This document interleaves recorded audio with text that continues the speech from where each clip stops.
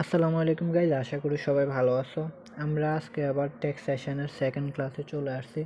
আমরা যে চ্যাপ্টারটা নিয়ে আলোচনা করতেছিলাম সেটা হলো ভ্যাট বা ভ্যালু অ্যাডেড ট্যাক্স। সো আমরা এই চ্যাপ্টারটা নিয়ে গত ক্লাসে বেসিক ক্লাস দেখছিলাম যে কোনগুলো আমাদের শিখা লাগবে বা কীভাবে শিখা লাগবে সবগুলো তোমাদেরকে বলে দিছে। একটা চক শিখলে আমাদের সবগুলো হয়ে যাবে, আর চকটা আমরা ফুললি পারলে আমরা এই কোশ্চেনগুলো ইজিলি অ্যান্সার করতে পারবো। সো চলো দেখি আজকে আমরা কোশ্চেনের অ্যান্সার করি, তাহলে দেখবা ম্যাথ আসলেও ইজি। এগুলা ওই চকটা পারলে তোমাদের এই ম্যাথ আসলেও ইজি। আমি গত ক্লাসে ম্যাথের চকটা ইংলিশেও বলে দিয়েছি, বাংলাতেও বলে দিয়েছি, অর্থাৎ দুইভাবে তোমরা এটা মনে রাখতে পারো। দিন শেষে তুমি মনে রাখলে তুমি এই অ্যান্সারগুলো খুব ভালোভাবে করতে পারবে। চলো তাহলে আমরা দেখি এই কোশ্চেনে কী বলছে। এটা বিবিএ 2022 সালের একটা কোশ্চেন। এখানে বলছে the information relating to production and sales of Apsara company limited for the year ended December 31, 2022 was as follows. অর্থাৎ অপসরা লিমিটেডের 2022 সালের এই ইয়েগুলো দেওয়া আছে, উৎপাদনের ব্যয় বা বিক্রয়গুলো দেওয়া আছে এখানে। বিক্রয় করার জন্য যে যে পণ্যগুলো উৎপাদন করছে এগুলো দেওয়া আছে এখানে। সো আমি দেখি এখানে আমাদেরকে বলছে পার্টিকুলার্স টাকা। এক নম্বরে বলছে ওপেনিং র ম্যাটেরিয়ালস, ওপেনিং কিংবা বিগিনিং যেটাই বলুক, ওপেনিং র ম্যাটেরিয়ালস বলছে। ওকে, 2 নম্বরে বলছে ওপেনিং ফিনিশড গুডস। এরপরে বলছে র ম্যাটেরিয়ালস পারচেসড। পরে বলছে ডিরেক্ট ওয়েজেস। এরপরে বলছে ফ্যাক্টরি ওভারহেড। এরপরে বলছে মেশিন পারচেস। এরপরে বলছে সেলিং এক্সপেন্স।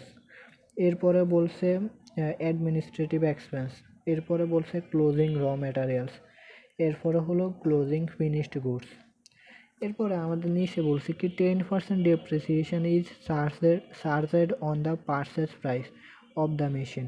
মেশিনের উপর 10% ডেপ্রিসিয়েশন ধরতে বলছে। Okay, the goods are sold at 25% profit on production cost. কী বলছে? উৎপাদন ব্যয়ের উপর আমাদের 25% প্রফিট ধরতে। তাহলে আমরা কত পার্সেন্ট প্রফিট ধরবো কস্টের উপর? 25%। এরপরে if bat rate is 50%, 15%, find out the VAT value liability, VAT liability of the company. কোম্পানির ভ্যাট লাইবিলিটি বের করতে বলছে, কত টাকা কোম্পানির দায় হবে ভ্যাট, সেটাই আর কি। তাহলে আমরা গত ক্লাসে যে চকটা শিখছি, আমরা সেখানে বলছিলাম বিগিনিং র ম্যাটেরিয়ালস। তার মানে এখানে কি আছে? ওপেনিং র ম্যাটেরিয়ালস। তাহলে এটার সাথে আমাদের কি যোগ হবে? পণ্য ক্রয়। কি হবে আমরা যদি দেখি এখানে, এটার সাথে আমরা কি বলছিলাম? র ম্যাটেরিয়ালস পারচেসড। দেখো ওপেনিং র ম্যাটেরিয়ালস লিখলাম 1,75,000, এটার সাথে যোগ হবে কি? র ম্যাটেরিয়ালস পারচেসড 1 কোটি টাকা। এটা কিন্তু 1 কোটি টাকা। তাহলে আমরা এটা যোগ করার পরে পাইছি হলো এটা কত বড় সংখ্যা বাইরে ভাই, 1,75,000 টাকা। কি 1,75,000 টাকা পাইছি। এটা থেকে মাইনাস করব ক্লোজিং র ম্যাটেরিয়ালস বা সমাপনী মজুত পণ্য, কত? 1,00,000 টাকা। দেখো এই র ম্যাটেরিয়ালস পারচেসড, পণ্য ক্রয় যেটা আছে সেটা যোগ করব কিসের সাথে? ওপেনিং র ম্যাটেরিয়ালসের সাথে যোগ করব। এখানে পারচেস রিটার্ন বলতে কিছু নাই, কিংবা ফ্রেট ইন বা পরিবহন বলতে কিছু নাই, যার কারণে আমাদের এখানে আর ক্রয়ের সাথে কোনো কিছু যোগ বিয়োগ হয়নি। জাস্ট প্রারম্ভিক মজুদ যোগ পণ্য ক্রয়, কাঁচামাল ক্রয়, এটা যোগ হয়েছে। এরপরে এখন আমরা বাদ দেব কি? তাহলে বাদ দেব হলো সমাপনী কাঁচামাল। সমাপনী কি আছে? এই যে ক্লোজিং র ম্যাটেরিয়ালস সমাপনী। আমরা বলছি এখানে ইন্ডিং থাকতে পারে বা ক্লোজিং থাকতে পারে, একই কথা। ক্লোজিং র ম্যাটেরিয়ালস সমাপনী কাঁচামাল 1,00,000 টাকা, এটা বাদ দিয়েছি। দেখো এই যে এটা আমরা বাদ দিয়েছি। বাদ দেওয়ার পরে আমরা পাইছি কস্ট অফ র ম্যাটেরিয়ালস ইউজড। দেখছো ফার্স্ট স্টেপে আমরা কি পাইছি? কস্ট অফ র ম্যাটেরিয়ালস ইউজড।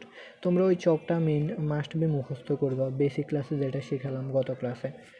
কস্ট অফ র ম্যাটেরিয়ালস ইউজড পাইছি কত? 1,75,00,000 টাকা। এই যে ক্লোজিং র ম্যাটেরিয়ালস এটা বাদ দিছি এটা থেকে।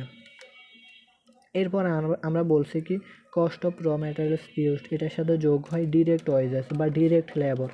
তো দেখো এখানে কিন্তু ডিরেক্ট ওয়েজেস আছে, এখানে ডিরেক্ট লেবার থাকলেও সমস্যা ছিল না। ডিরেক্ট ওয়েজেস এটা আমরা যোগ করব কত? 15,00,000 টাকা। এই যে আমরা এখানে যোগ করছি ডিরেক্ট ওয়েজেস 15 লাখ টাকা। তাহলে পাবো কি আমরা প্রাইম কস্ট। এই যে দেখো আমরা প্রাইম কস্ট পাইছি, এটার সাথে এটা যোগ করছি, তাহলে 1,15,75,000 টাকা আসছে প্রাইম কস্ট। ওকে, সেজন্য বলছিলাম স্টেপ বাই স্টেপ এগুলো মনে রাখবা। দেখছো এখন ম্যাথে প্রথমে কস্ট অফ র ম্যাটেরিয়ালস ইউজড পাইছি, এরপরে এটার সাথে যোগ করছি ডিরেক্ট কস্ট বা ডিরেক্ট ওয়েজেস বা ডিরেক্ট লেবার, পাবো প্রাইম কস্ট। আমরা প্রাইম কস্ট পাইছি। প্রাইম কস্টের সাথে কি যোগ হয়? ফ্যাক্টরি কস্ট বা ম্যানুফ্যাকচারিং ওভারহেড বা ফ্যাক্টরি ওভারহেড, এগুলা যোগ হবে। তো যোগ হলে আমরা পাবো কি ওয়ার্কস কস্ট। এই যে দেখো, তাহলে এখন আমাদের ফ্যাক্টরি ওভারহেড, দেখছো এই যে ফ্যাক্টরি ওভারহেড সরাসরি বলা আছে। তো প্রাইম কস্টের সাথে আমাদের কি হবে? ফ্যাক্টরি ওভারহেড সরাসরি যোগ হবে। কত আছে? 10 লাখ টাকা আছে। এরপরে আমাদের এখানে কি বলছে? ডেপ্রিসিয়েশন। ডেপ্রিসিয়েশন কিন্তু একটা কারখানাও পরিব্যয়। কি ডেপ্রিসিয়েশন? একটা কারখানাও পরিব্যয়, যার কারণে আমাদের ফ্যাক্টরি ওভারহেডের মধ্যে ডেপ্রিসিয়েশনও যাবে। ডেপ্রিসিয়েশন কিসের উপর ধরা লাগবে? এই যে মেশিন পার্সেস, মেশিনের উপর ধরা লাগবে। কত? 50 লাখ টাকা। কত পার্সেন্ট? 10%। 50 লাখের উপর 10% করলে 5 লাখ টাকা হয়। তাহলে আমরা এখানে 5 লাখ টাকা হবে আমাদের ডেপ্রিসিয়েশন, আর ফ্যাক্টরি ওভারহেড সরাসরি বলা আছে 10 লাখ। এই যে দেখো, অ্যাড ফ্যাক্টরি কস্ট, অর্থাৎ ফ্যাক্টরি কস্ট বলতে পারো বা ফ্যাক্টরি ওভারহেড বলতে পারো, সমস্যা নেই। তো ফ্যাক্টরি ওভারহেড আমরা সরাসরি লিখলাম 10 লাখ টাকা। এরপরে depreciation on machine 50 lakh into 10% 5 lakh. তাহলে পাবো কি আমরা? Works cost. কি পাবো? ওয়ার্কস কস্ট বা ফ্যাক্টরি কস্ট। কি পাবো? ওয়ার্কস কস্ট অথবা ফ্যাক্টরি কস্ট। উৎপাদিত পণ্যের উৎপাদন ব্যয় আর কি, পণ্যের উৎপাদন ব্যয় পাবো আমরা। এরপর এটার সাথে আমরা কি যোগ করব? যোগ করব বা অ্যাড করব ওপেনিং ফিনিশড গুডস বা ক্লোজিং ফিনিশড গুডস। দেখছো এখানে মজার ব্যাপার হলো এখানে কিন্তু দুইটা জিনিস নাই। এখানে কিন্তু বিগিনিং ওয়ার্কিং প্রসেস, এই দুইটা কিন্তু আসেনি। দেখো বিগিনিং ওয়ার্কিং প্রসেস কিংবা ক্লোজিং ওয়ার্কিং প্রসেস আছে কিনা দেখো তো। দেখছো এখানে কিন্তু দুইটা উপাদান নাই। ওই যে আমরা বলছিলাম বিগিনিং ওয়ার্কিং প্রসেসে যোগ হবে, বাদ যাবে হলো কি এন্ডিং ওয়ার্কিং প্রসেস কিংবা ক্লোজিং ওয়ার্কিং প্রসেস, এটা বাদ যাবে। এই দুইটা উপাদান কিন্তু এখানে নাই। তার মানে এখন আমরা যদি সিস্টেমটা না জানতাম কিংবা ওই বক্সটা না শিখতাম তাহলে কি এটা পারতাম না। সেজন্য বলছি ওই চকটা মাস্ট বি মুখস্থ করতে হবে। তাহলে ওই দুইটা উপাদান নাই, ওই দুইটা উপাদানের পরে কি আছে সেটা দেখতে হবে। ওই দুইটা উপাদানের পরবর্তীতে আমরা কি করছি, এটা যদি আমরা একটু চকটা দেখাই। দেখো এই ফ্যাক্টরি কস্ট পাইছি না আমরা, এটা থেকে এটার পরে আমরা কি যোগ করছিলাম? বিগিনিং ওয়ার্কিং প্রসেস, এরপরে এন্ডিং ওয়ার্কিং প্রসেস বিয়োগ করছি, পাইছি কি কস্ট অফ গুডস ম্যানুফ্যাকচারড। এরপরে ফ্যাক্টরি কস্টে এই দুইটা কিন্তু এখন নাই। তাহলে এখন আমরা কি করব? এরপরে কি আছে সেটা দেখতে হবে। এরপরের স্টেপে আছে বিগিনিং ফিনিশড গুডস অথবা ওপেনিং ফিনিশড গুডস যোগ হবে বিয়োগ হবে এন্ডিং ফিনিশড গুডস। ক্লিয়ার? তাহলে এই দুইটা কিন্তু আছে, তাহলে আমরা পাবো কস্ট অফ গুডস সোল্ড। এখন আমরা এটা হিসাব করব। দেখো এখানে ওপেনিং ফিনিশড গুডস আছে, তাহলে এটা এখন আমরা কি করব? যোগ করব। এই যে দেখো ওপেনিং ফিনিশড গুডস আমরা যোগ করছি এখানে 1,25,000। এরপরে বিয়োগ করছি ক্লোজিং বা এন্ডিং ফিনিশড গুডস, কত? 1,50,000। এই যে দেখো ক্লোজিং ফিনিশড গুডস আছে 1,50,000, এটা বিয়োগ করছি। ক্লিয়ার? এটা বিয়োগ করছি, তাহলে আমরা পাবো কি কস্ট অফ গুডস সোল্ড। এই যে কস্ট অফ গুডস সোল্ড পাইছি ক্যালকুলেশন করার পর। এরপরে আমরা এটা কস্ট অফ গুডস সোল্ডের সাথে আমাদের স্টেপে কি আছে? কমার্শিয়াল এক্সপেন্স বা বাণিজ্যিক ব্যয়গুলো যোগ করা। সেটা কি সেলিং এক্সপেন্স আছে, অ্যাডমিনিস্ট্রেটিভ এক্সপেন্স আছে।